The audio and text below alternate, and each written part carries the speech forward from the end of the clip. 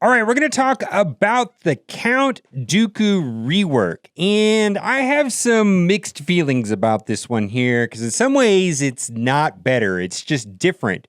Link up here in the top right-hand corner to the Newt Gunray, which looks absolutely fabulous. I can't wait to try that out. That looks pretty amazing. But Count Dooku rework looks like it's just like a anti-Galactic Republic. There also might be some solution there to Malik for the Count Dooku leadership. We will have to see. But I got some mixed feelings about it because they changed some things, specifically the turn meter gain and his unique is not better in a lot of ways. And they got rid of the Jedi bonuses and substituted them for Galactic Republic. Oh, well, that's the way it is. Count Dooku, dark side, attacker, leader, separatist, Sith. So I hope he's still useful in Sith teams. I know I use him a lot. Powerful new Separatist leader ability, which I actually like with the heal immunity. Seems like it'll be important. Roll switch from support to attacker. Okay. Strong against Galactic Republic faction.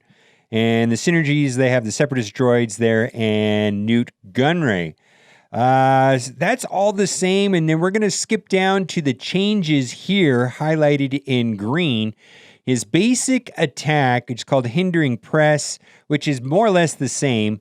Deal physical damage to target enemy with a 50% chance to attack again. Doubled if the target is Galactic Republic. Before it said Jedi right there. These attacks have a 50% chance to inflict stun and an ability block for one turn and can't be countered or evaded. Now let's go to the original text and read what it says. These attacks have a 25% chance and a 25% chance to ability block. So that is quite a bit. That's almost double the odds. Be sure to have high potency on him because it still does a potency check versus tenacity. So the way that these really should read is, it has a 50% chance of landing. Well, technically, it has a 50% chance of automatically failing, and the chance that it doesn't fail, then it does a potency tenacity check. That's the kind of the way that it really works. Then it says this attack can't be countered, and they also added that it can't be evaded. Okay, that's kind of good. Not having the evasion there is a big deal. Okay, Forest Lightning. Now, this is quite a bit better, in my opinion, because it adds the shock to the target enemy, deal special damage, and stun them for one turn. So in the past, it would just stun them. Now it'll shock and stun them.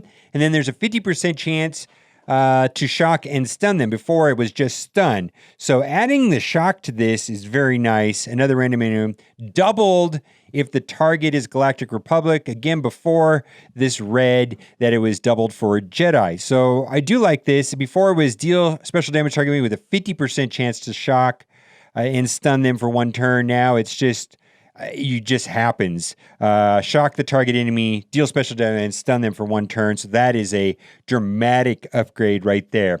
Special number 2, which is brand new, did not have this at all. Count Dooku dispels all debuffs from himself and gains, I don't know how to say that. I'm so sorry. Don't know how to say that. American is my first language. I apologize in advance. I just realized that I speak American, not English. I went to the UK. They speak English over there. I speak American. All non-tank Separatist allies gain 15% turn meter and stealth for 2 turns. So your tanks will remain taunting, or they will not get stealth, and they won't gain the turn meter. So that seems pretty good. Now, what is that? Riposte? I don't know. Riposte? See, I don't know. Attack out of turn and ignore protection. Can't be copied.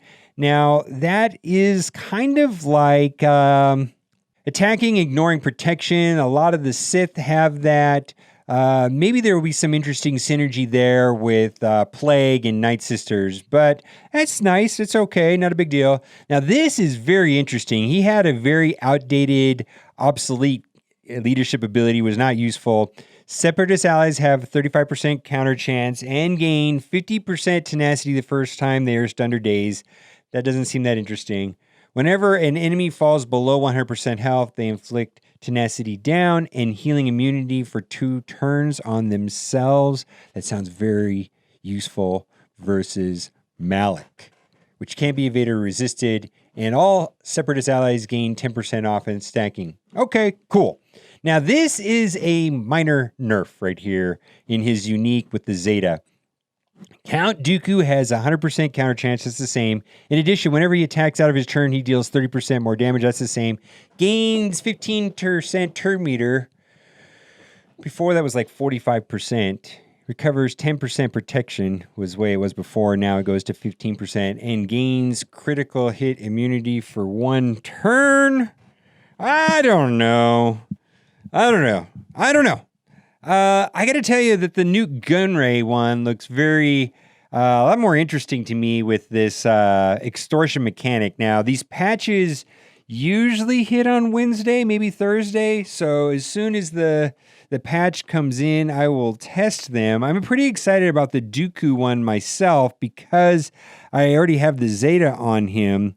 A little bit more protection. The turn meter is not that great, but there's going to be more consistent shocks and stuns and ability blocks. The kit is going to be a lot more consistent. Boy, high potency for sure on this guy.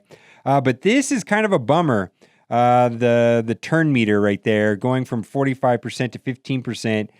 Because turn meter gain is the most important mechanic in the game, really. But it looks like he's going to be countering even more when he does this ability right here. Where everybody gets stealth. Everybody's going to be targeting him, except for maybe the taunting tank, maybe using Sith Trooper. I'm not really sure how this is going to play out. Maybe Magna Guard.